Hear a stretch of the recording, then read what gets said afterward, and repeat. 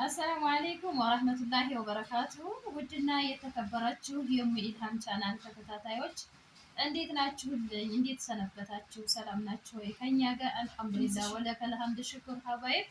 ያው እንግዲህ ሰሞኑን ጠፍቻለሁኝ።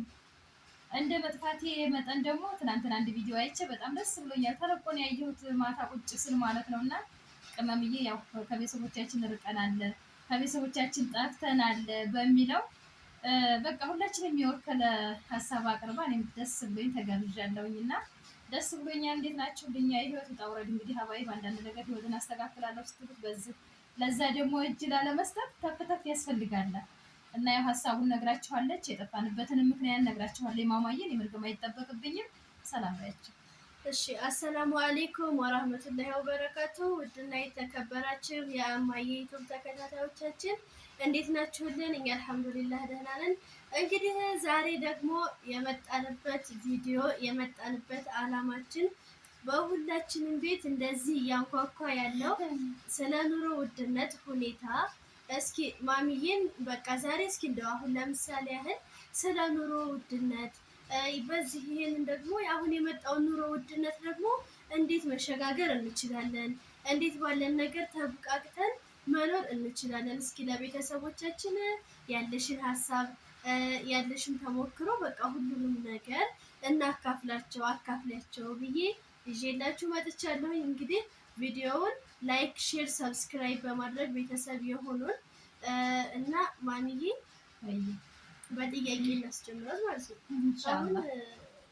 አሁን ያለንበትን የኑሮ ውድነት ሁኔታ በእርግጥ እነሱም ያውቁታል ማለት ነው። እና አሁን ለምሳሌ በፊት ድሮ ማለት ነው መቼም በእርግጥ አንቺ እዚህ አልነበርሽም፣ ዘንድሮ 1 አመት ሆናት በእርግጥ ከመጣች እሷ እና አሁን በፊት 500 ብር ይዘን ወተን የምንገዛው ነገር እና አሁን ደግሞ በቃ 500 ብር ይዘን ወተን ምን ገዝተን እንመለሳለን? እስኪ እንደው አሁን ስትወጪ ያለው ልዩነት ነገር ምን ይመስላል? ለቤተሰቦችሽ ለአንቺ ምንም ግልጽ እንዲሆን እኔ ስደት ከመሄዴ በፊት ነው ከመሄዴ በፊት ነው። አሁንም ደግሞ እዛም ከመጣሽም ሳትመጪም አሁን ለምሳሌ እዛም እያለሽ አሁን በቴክኖሎጂ ሁሉንም ነገር ስለ ሀገራችን በሶሻል ሚዲያ ይለቀቃል አይደለም? እዛ ደግሞ ያው ብዙዎቻችን የሶሻል ሚዲያ ተጠቃሚ ናቸው አይደለም? ስለዚህ እስኪ እንደው ከምታየው አንጻር እዛ ሁነሽ ያየሽውና አሁን እዚህ ደግሞ ስትመጪ የተፈጠረብሽ ልዩነት ወይስ አንድ ነው ወይስ ተለይቷል? በፊት እዛ ተወዶብሽ ነበር ወይስ እንዴት ነው? አሁን በፊት ሳትሄጂ ታልሽኝ 500 ብር ይዘሽ ሄደሽ ሙሉ አስቤዛሽ እንዴት ትገቢያለሽ? የፈለገ ገበያ አይንሽ ያያትን ነገር በቃ ይዘሽ ትሄጃለሽ። ምሳሌ በዘይት ብትሄጂ 250 ነው፣ ተወደደ ተባለ 300 400 ብር ነው። በሽንኩርት ደረጃ ብትሄጂ በቃ 50 ብር 20 ብር 30 ብር እንደ ሽንኩርት እንኳን መርጠሽ እኔ ነኝ ያለ ሽንኩርት ማለት ነው። ያ ኑሮ እንዳለ ሆኖ አሁን ከመጣሽ እና እዛ እያለሽ ካልሽ ደግሞ እዛ እያለሁ የማየው ወደ ሀገር መምጣትም አያስፈልግም። በቃ ኑሮ በጣም ከባድ ነው። መተሽ የምትኖሪ አይመስልም። መተሽ መሽቶ የሚነጋ አይመስልም። የሆነ በጣም ይከብዳል። የምትሰሚው ነገር፣ የምታዩ ነገር፣ የሚለቀቀው ነገር በአካል መተሽ ስታዩ ደግሞ ከቃላት በታች ነው። ያ ምን ማለት ነው? ተጋኖ ወደ ላይ እየተነገረሽ ህይወትና የኑሮ ውድነትና ስምንጭ ኑሮ ውድነቱ እንዳለ ነው። እዚህ ጋር ቤተሰብ በተለይ ለእናንተ ለስደት እህቶቼ ለራሴ ሞክዬ ስለነበርኩበት ማለት ነው እንምጣ ስንላቸው እንኳን ቤተሰብ የችግር ክርክር ነው የሚያበዙብን። የሆነ በዛ በቃ አለ አይደለ መኖር እንደማትችሉ ነው። አሁን ግን ምን ተረዳሁኝ? እኛ አረብ ሀገር ሆነን የምንፈራው ኑሮ እኛ አረብ ሀገር ሆነን ሂደን መኖር አንችልም የምንለው ኑሮ ኢትዮጵያ ያለ ሰው ዘና ፈታ ብሎ ነው የሚኖረው። እውነቴን ነው የምላችሁ። ልብስ አሁን 1000 ብር 2000 ብር ይባላል አይደለ? ይከፍለዋል። 3000 ብር የተባለ ጫማ 5000 ብር የተባለ ጫማ ይከፍለዋል ኢትዮጵያ ያለ ሰው ማለት ነው። ለእኛ ግን የማስፈራሪያው እንትን ነው የሚዘረጋልን ማለት ነው። እዚህ ጋር አሁን ምሳሌ እንደው በቀላሉ ሲሄድላችሁ ሽንኩርት በ100 ብር አለ። አሁን 100 ብር አንዳንድ ጊዜ ወረድም ከፍ የሚላል ኑሯችንን ለመኖርኛ አሁን ከስደት የመጣን ሰው ምሳሌ ሽንኩርት 100 ብር መግዛት ካለብን ግማሽ ኪሎ መግዛት ነው 50 ብር። ያንን ኑሮ እንትን ለማለት ማለት ነው። ዘይት 5 ሊትር እንደዚህ 4 ሊትር ምናምን የምንገዛ ከሆነ 3 ሊትሯን መግዛት ባለ 2 ሊትሯን መግዛት ለምን ኑሯችንን ለማሸጋገር ማለት ነው። በቤት ውስጥ ደግሞ የፈለግነውን ነገር ለማድረግ ስሜታችንን ለማርካት ይሆናል አይደል? ቤተሰብ ጋር የፈለጋችሁትን ነገር ለማድረግ ተስደት የመጣን ሰዎች በነገራችን ላይ ገንዘብ የሚያልቅ አይመስለንም። ነገ ጧት ወደዛ ህይወት የሚመልሰን መልሶ ወደ ስደት የሚመልሰን ምንድነው? ገና ሀ ብለን ስንገባ የገንዘብ አያያዛችን ነው። የኢትዮጵያ ሰው ጋር አገራችን ሰው ቤተሰብም ጋር የትኛውም ሰው ጋር ገበያ ሂዱ፣ ማንኛውም ፏ ብላ ነው የምትገባው፣ ፏ ብላ ነው የምትወጣው። ለምን? ኑሮውን ስለለመዱት። ውጣ ውረዱ ሲረክስ ያውቁበታል፣ ሲወደድ ያውቁበታል። በቃ አለቀ። ለእኛ ግን ስንመጣ ትናንትና ጥላናት ሄድናት ሀገራችን ዛሬ ሌላ ናት። ያን ነገር ለመኖር ዛሬ ላይ ምን ያስፈልጋል? ወደ ራሳችን ተመልሰን ትናንትና የነበረ ህይወት የሰው ሀገር ነው። ዛሬ የመጣነው ሀገራችን አይደለም።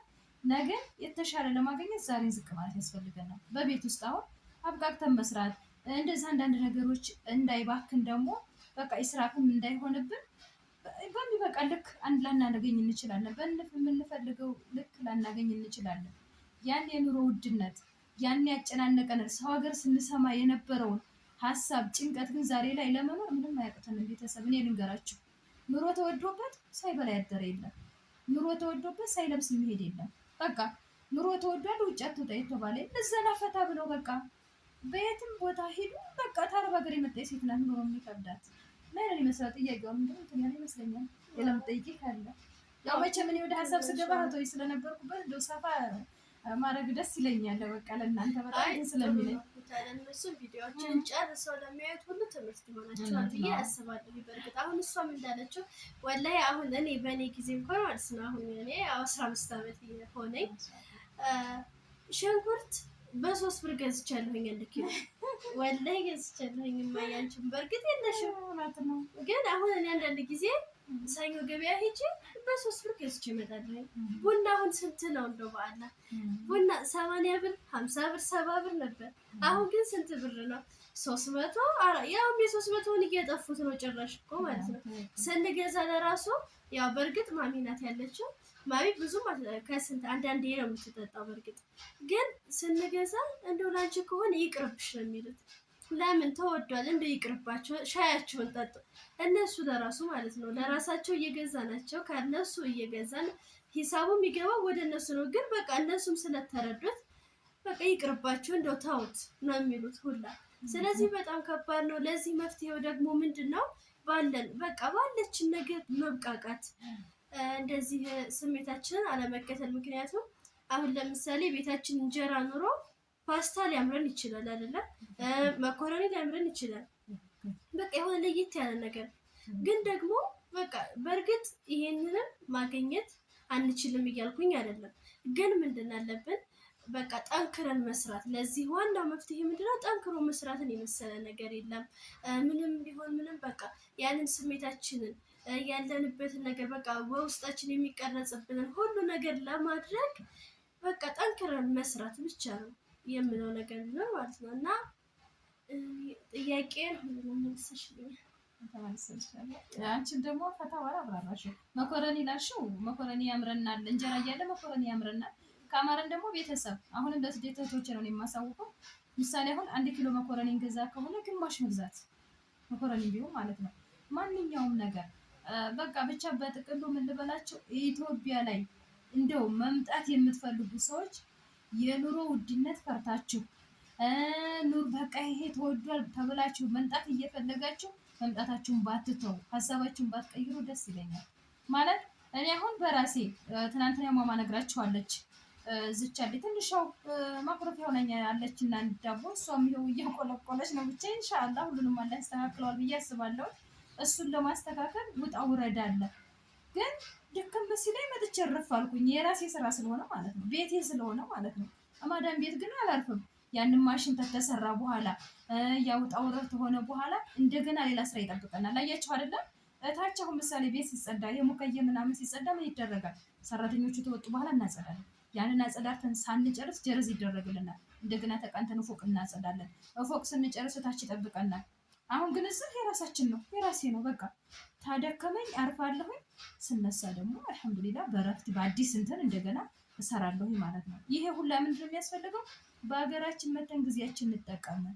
እነኛ የአረብ ሀገር ሴቶች ስንት ችግር አለብን። ስናወራ ይደክመናል፣ ስንሄድ ይደክመናል፣ ብዙ ነገር ይደክመናል። ለምን? ኃይላችን እያለቀብን፣ ኃይላችንን በሰው ቤት ጨረስነው፣ በሰው ሀገር ጨረስነው። በቃ አጥንታችን ተበላ ማለት ይቻላል። በጥቅሉ በስጋችን ነው የምንሄደው፣ አጥንታችንን ጭርስ እያደረግን ማለት ነው። ስለዚህ ምን እላችሁ ፈልጌ ነው እንደው በአላህ መንጣት የፈለጋችሁ ሰዎች ኑ ቶሎ እንደው ይኖራል የፈለጋችሁ ሆናችሁ ማለት ነው።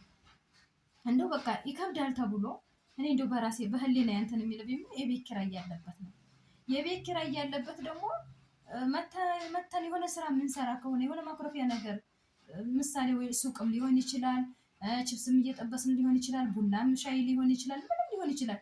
ያንን አና ያለ ቤት አለመከራየት አለ በአቅማችን ከፍ አለው ዝቅ አለው የቤት ኪራይ ያንን እኛ ጊዜው እስከምንደርስ ድረስ እዛ ከፍ አለው ደረጃ እስከምንደርስ ድረስ በሀገራችን ላይ ዘና ነፃነቱ እናንተ ነፃነቱ በቃ ያለው ነፃነት እንደ ልባችሁ ወጥታችሁ ገብታችሁ ሲደክማችሁ አርፋችሁ ባገኛችኋን ነገር ተብቃርታችሁ በቃ ያ ነገር አለ።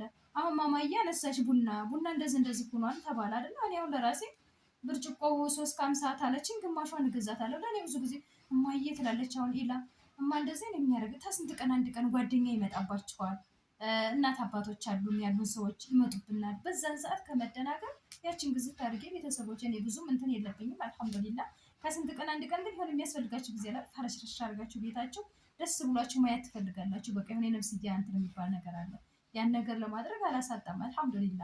ያኔ ማን ብርጭቆ ግዣ ላይ ተዋጋው የሚለያያል አይደለ? ከዛም እንዳቅም ያደርጋለሁ። ያ ምን ማለት ነው? አየሁት እዛ ሁኜ የምሰማው እዚህ ሁኜ የማየው ነገር የሰማይና ምድር። ሰማይን ማውረድ አይቻልም፣ መሬትን ማቃናት አይቻልም። እዛ የሚናገረንም አንደበታቸው የሚወጣልን ለኛ የዛን ያህል ነው ርቀቱ። ምክንያቱም እነሱ ኑሯቸውን እያወቁበት ያላገቡ ማሻአላ ተባረክ ረህማን እያገቡ ያልወለዱ እየወለዱ አንዳንድ ጊዜ እኮ ቤተሰብ የሚደገስ ሰርግ የሚወጣ ጉዳይ ልነግራቸው አልችልም። የኑሮ ውድነቱ እናንተ ግን እዛ ስትሰሙ ከየት መጣ ነው የምትሉ። ለምን? በመኖራቸው ወጥተው ባለመሄዳቸው። እኔ አሁን ወላሂ ነው የምላችሁ ያለሁበት እንድመጣ ያስገድደኛል። መልሼ እዛው እንድሰራ መጥቼ የሆነ 2 ዓመት ሂጄ ብሰራ ላለሁኝ አንዳንድ ጊዜ ለራሴ ለውስጤ ማለት ነው። ያው ማማዬ ፊት አልኩኝ ይቅርታ የሆነ ነገር ላለሁ ሳስበው ደግሞ እስከ መቼ አሁንም መጥቼ 2 ዓመት ብሰራ አሁንም ደግሞ ሌላ አዲስ ህይወት ነው። አያችሁት? አሁን ሳበዝህ ይሄ ህይወት ይጥለኛል ሳልን ይሄን ህይወት ወርቅበታለሁ ስል ነገር እነሳበታለሁ። ዛሬ በቃ የሆነ ነገር ማብቃቃት ነው ማሸጋገር ነው በቃ ነገሮችን ለመሰላል የምትወጡት እዛ ቦታ ለመድረስ አይደለም። ምሳሌ አሁን የሆነ ነገር ለመጋረጃ ለመስቀል ምናምን መሰላል ያስፈልገናል። ነገን ለማግኘት እኛ ዛሬ መሰላላችን ላይ ቀስ እያልን በቃ እኔ አሁን በዚች በስራ ወላሂ የማይወጣብኝ የማይወርድብኝ ፈተና የለም። ግን በቃ አልሐምዱሊላህ አገሬ ላይ ልጆቼ ጋር ደግሞ ተጎን ታላህ በታች ደግሞ አልሐምዱሊላህ ልጆቼ ናቸው ያሉኝ። እንደማስረዳም ሰው እንደዙ ለሚመጡትም እንደዚህ ነው ባካቸው። አሁን ገና አልተሰራ። ትናንትና ሙሉ ቀን ስባዝን የዋልኩት ቤተሰብ ለማሰራት አሁን ማታ መጥቶ ባለሙያ ለዛሬ ቀጠረኝ። እስካሁን አልመጣም። ያንን ያው ልጆቼ ጋር በቃ አልሐምዱሊላህ በእጀም በእንትንም በጋዥም እያረኩኝ ይኸው መጥቶ የሚያሳይ ወንድም አለኝ። እሱን እባክህ ተቸገርልኝ ብዬ እሱ ጋር እያደረግን ይኸው ትናንትና እንግዳ ዘግቼ ነው ያልኩት አላህ በሚያውቀው ማለት ነው። አሁን በዛ ላይ እንትን አልሆነም። የሆነ ጭንቀት ውስጥ መግባት የለብኝም። ቀደር አላህ በቃ እኔን ትኖሪያለሽ ካለ አላህ ያኖረኛል። እኔን አትኖሪም ካለኝ አረብ ሀገር ስለሄድኩ አይደለም ኢትዮጵያ ስለሆንኩ አይደለም። ፈተና አለ በህይወታችን ውስጥ አንፈተንም ማለት አይደለም። ከአረብ ሀገር ብዙ አስበን ነው የምንመጣው። ቤታችን ሆነ ቤተሰብ ጋር እየሄድን እያስደሰን ጓደኛ ቤት እየሄድን ብዙ ነገር አስበን ነው የምንመጣው። ስንመጣ ግን ታሪኩ ሌላ ነው። ቤተሰብ ሀሳቡ ሌላ ነው። ያንን ለማለፍ ምን ያስፈልጋል? ሶብር የሚባል ነገር አለ። ትዕግስት የሚባል ነገር አለ። ያንን ደግሞ አላህ ሲሰጠን ነው። አላህ ይወፍቀን ለሁላችንም። ስለዚህ እንጂ አሁን እኔ እንጃ ምናምን ባለሁበት አሁን የራሱ ጉዳይ ብዬ ሁሉም ዝግትግት አድርጌ ብሄድ እፎይ ብዬ በማዳም ቤት ያችን የወር ደመወዜን እየተቀበልኩኝ ልጆችን ላስተዳድር እችላለሁ። የኔስ ማንነት እዛስ ደግሞ አይቻቸው ኑሬ አይተው ኑረው አብረው ኑረው ስለያቸው የልጆችን ስብዕና የልጆችስ ማንነት እኔም ስራው አይሰራኝም ካሁን በኋላ። ያንን ለማድረግ ምን ማድረግ አለብኝ? ዛሬን መጨከን፣ ዛሬን በቃ እጅ ላለመስጠት መታገል በቃ ኢንሻአላህ። እና ይሄን አድርጋችሁ በርቱ፣ ጠንክሩ። ለመንጣት ያሰባችሁ ኑ ቶሎ ነው በቃ ኑ ቶሎ ለመንጣት በቃ ወደኋላ አትበሉ። ጊዜያችን እየተቃጠለ ነው። የምትጨምር ይፈለማሚ ሀሳብ። እሺ በቃ እንግዲህ ምንም የለም። በእርግጥ ሁሉንም አንቺ ገልጸሽዋል። እና የኑሮ ውድነቱ በእናንተስ እንዴት ነው? እስኪ በኮሜንት አሳውቁን። እንዴት እየኖራችሁ ነው? አገር ውስጥም አገር ውጭም ያላችሁ እንዴት ይዟችኋል? እስኪ በኮሜንት ላይ እናንተም ሀሳብ አስተያየታችሁን ግለጹልን እላለሁኝ። እንግዲህ ደግሞ ነገር እናንተን ቁም ነገር ያስጨብጣል እንደዚሁም ያዝናናል የምንለውን ቪዲዮ እስከምንለቅ ድረስ ደህና ቆዩልን። ደህና ሰምቱልን እንላለን። አሁንም ትናንትና ማስቻለሁ ዛሬም ልደግመው ነው። ቪዲዮ አስጨርሱልን ነው የምላችሁ። ነገር ቢኖር ወርዷል በእውነት ቤተሰብ 2250 የነበረ ቪዲዮ እንትን ሰዓት አቆጣጠሩ ላይ ማለት ነው። አሁን 950 እስካሁን ደግሞ ቀንሶ ሊሆን ይችላል። እንግዲህ በትናንትናው ዕለት ያየሁት ማለት ነው 2250 የነበረው አሁን 950 ገብቷል። እንግዲህ አላሁ አለም ይሄ እንዴት እንደሆነ አላውቅም። የምታውቁም ሰዎች ደግሞ እዚህ ጋር እንደው አህለል ኸይሮች ሰዎች እስኪ እንደዚህ ብታደርጊው እንደዚህ ቢሆን ሰዓቱ የሚመለስበትን ምክንያት የምታውቁ ከሆነ ደግሞ በኮሜንት ብታሳውቁኝ ደስ ይለኛል። ኸይር ነገር መቼም ለራስ ነው። ጥሩን ነገር መምራት ለራስ ነው ዙሮ የሚከፍለው እና ያው ያላችሁን ነገር ከአላህ በታች እውቀታችሁን አካፍሉን ነው የምንለው። ለነበረን ቆይታ አልሐምዱሊላህ አብሽሩልኝ። ደግሞ በሰላም አላህ ያገናኘን ኢንሻአላህ። በተሻለና ያስተምራችኋል፣ ቁም ነገር ያስጨብጣችኋል። ያው እንግዲህ ማምዬ ሀሳብ እያፈለቀኝ ታመጣልናለች ቤተሰብ እና አብሽሩልኝ። እወዳችኋለሁ፣ አከብራችኋለሁ። ከኔ በላይ ደግሞ አላህ ይውደድልኝ፣ ያክብርልኝ። ለምትሰጡኝ ኮሜንት፣ ለምትሰጡኝ አስተያየት፣ ለምታበረታቱኝ እኔን አይታችሁ ወዳችሁ ፈቅዳችሁ መታችሁ ሰብስክራይብ ላደረጋችሁኝ እህት ወንድሞቼ ሹክራን ነው የምለው። አብሽሩልኝ ማለት ነው። አሰላሙ አለይኩም ወራህመቱላሂ ወበረካቱ።